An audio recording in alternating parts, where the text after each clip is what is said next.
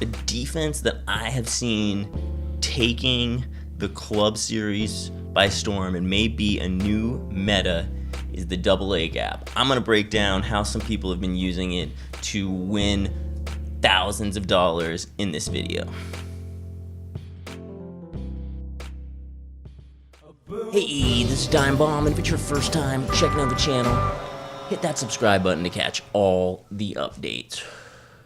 Thanks a lot for joining me here today. I'm going to do a breakdown on what I think is going to be a new meta defense. Just watching some of these club series events over the last few days, I have noticed a trend that this nickel double A gap has become a lot more popular.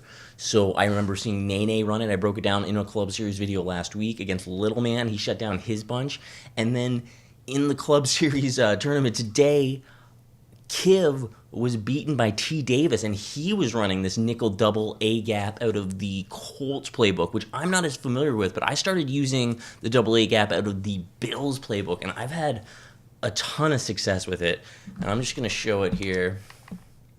Go into the double A gap, where I think the best plays here are two plays. This Nickel Dog 3 Buzz and this Rush 3 Buzz. And the Rush 3 Buzz is the better play to use. I was just using the other one first because I noticed that it had the 3 receiver hook. This Rush 3 Buzz has the same 3 receiver hook, and that play is so good because you basically just add in your user around that, and you got 2 hook zones on the outside, the covered 3s. You can pretty much shut down crossers. Like, it's working really well for me, and I'm having a lot of success with it. Some people are beating it. It's not that great against the run. You need to set it up a little bit differently to shut that down, or just switch it up a little bit, or concede those 7 yards, whatever it might be.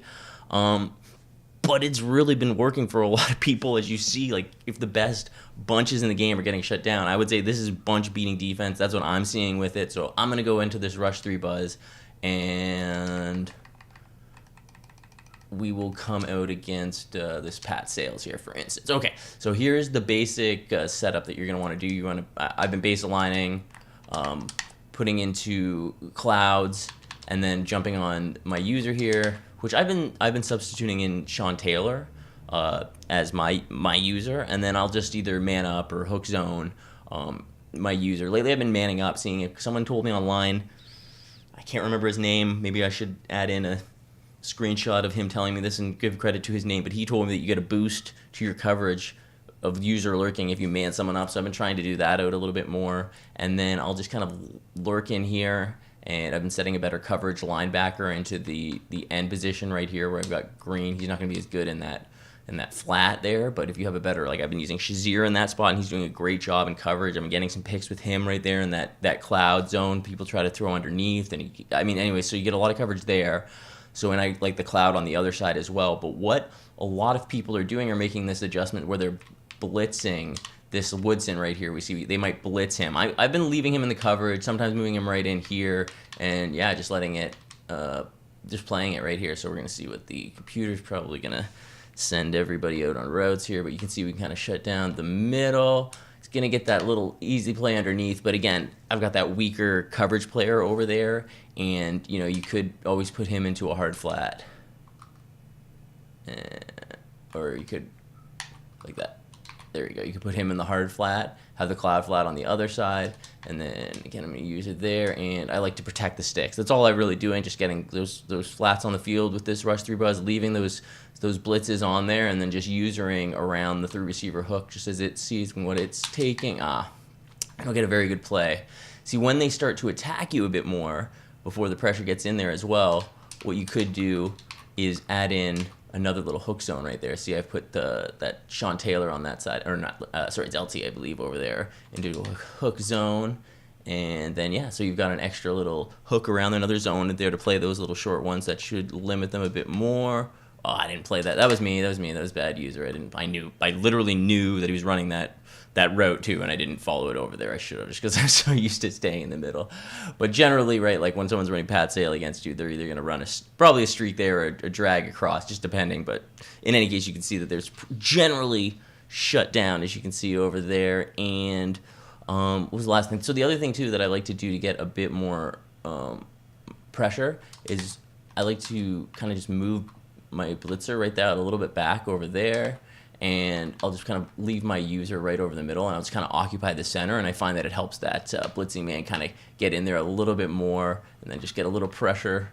And see, they're not going to get much of a throw because he's under pressure. So that helps me get a little bit of pressure in there too, just by backing up that linebacker who's blitzing. I'll have LT subbed in that spot for me, and it helps him get through a lot or on the edge, right? Like when they're running bunch against a lot of people too, they'll end up blitzing. Like I said, blitz Woods in, put that hard flat in here, maybe move the safeties in, get a man up, and then I like to back him up, and this should help me get a bit more pressure against like a bunch. And there are a lot of different formations where, you know, hopefully they're waiting for a road to develop. Definitely a 3rd and long, kind of a nice setup for that, for those kind of situations. And again, I'm just manning him up because I want to, bad play. Really feel like that cloud or that blue should make a better play on there. I guess I should have left the cloud there because that would have helped out there, or you could even man him up. Like, they really adjust. Like, that's the thing. That's the Pat Sale play right there, and they're going to not throw it as it develops with the computer. That's funny. You almost never see that. You never see that from a human.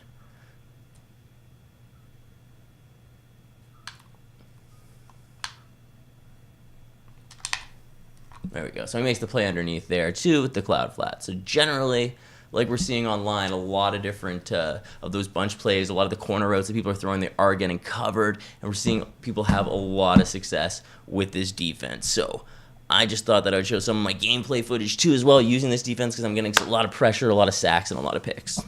So here we see he's going to run on me, and I am able to get the stop in this situation. But a lot of times people can, depending on, like, if you know what to see here, they get the right blocking on me, he has to break a tackle, and then he's pretty much gone. See, there's not much run support on that next level of this one, so if they do kind of get through that first level, then they can really break one off for a touchdown like I'm seeing here against me. So that's the one thing you do have to kind of be leery of a little bit with this defense. It can be beaten with runs against you, so be careful about that. If you're mindful of it, generally with those, you know, heavier formations, run plays, then you should be okay. But because then when they do drop back to pass, you can get sacks like we're seeing there. Again, here, this is like a tight slot that he's sending. I'm basically shutting down the routes coming from right to left underneath, and then he's got to run away, and he's going to take a horrendous sack there. Loss of like 25 down near his goal line. Here, a little play action. I get a block shed, and it's going to get in there. I'm seeing a lot of those late disengages that are helping me get pressure and get sacks here as well. You see, I've got that man up on as well, using a lot of that man up, and it may be giving me that little boost. So I notice him try to playmaker back, but right when he does that, the pressure's going to finally get in there, and he's going to get sacked. I noticed a lot more manning up.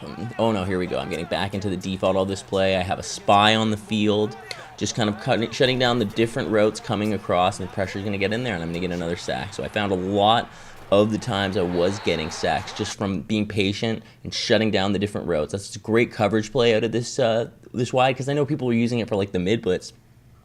It's deeper than that. If you can get one of those safeties playing that 3-receiver hook, you can get great coverage. I find just better than any sort of match coverage for me anyway. I just like the way that it reacts, and then I just kind of zone around it, seeing what I need to shut down. And then when you just try to fit some balls into there, like we're seeing Pat Sales getting shut down there with my Shazier. See him over in that end spot. He's backing up and making plays. Again, right there. He tries to throw it around him, but he can't. Shazier's going to step up and get that pick. He's going to get into the end zone. So I'm finding myself making a lot of plays just by having them in the right position. So here I get the camera all flipped around. I'm doing a good job shutting over the middle, which I'm limited in what I can see. He tries to throw the ball up, but my AI makes a great play. Not so great on the return back, at least. Maybe he would have done better than me. Maybe he did better than I would have done in that situation, though. Who knows? And then we're going to see here, when they're really throwing at me, I feel like that I'm doing a good job in getting some user alerts out of my opponents as well. Here, we see I'm set up over the line. I think I may have left him in the blitz. I get kind of caught up on the line, but I'm able to back up. He's going to throw at this route, playmaker up, and I jump it, come back in there. Nice little user alert. That's when I feel like when I'm at my best, when I can bait someone like that to throw a route and just jump right in there and call it the whole way. I knew it wasn't going deep. And here we see he's going right over the middle, and I'm able to cut that one off. So in the red zone right away there. Look at that. That's probably an easy 10-0 easy. Again, here we see I've got my user switching over a little bit on the line, kind of baiting a little bit, and then I'm able to seem like I'm following that drag, but cut back over and lurk over the middle. So getting a lot of nice plays with this defense.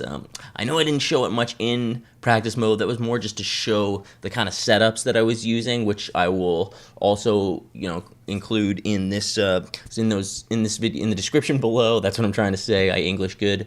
And yeah, that's basically the few different setups that I have been using. I really appreciate you guys checking out this video. Check out the club series, see how it's going to go down, because it is interesting to see these matchups. We've got basically the question is, Tdavis, is he going to be able to shut down when he gets to either Joke or possibly who should I say, Joe Rice? They're probably some of the best bunches left in the game right now, but he's got to get through IB Strafen first. So he has the potential to shut down those people with the great bunches. So we're going to see if he's going to be able to do it. Thanks a lot for checking out this video. I've been Time Bomb. Hit that like button. Give it a subscribe if you haven't. And I'll catch you guys later.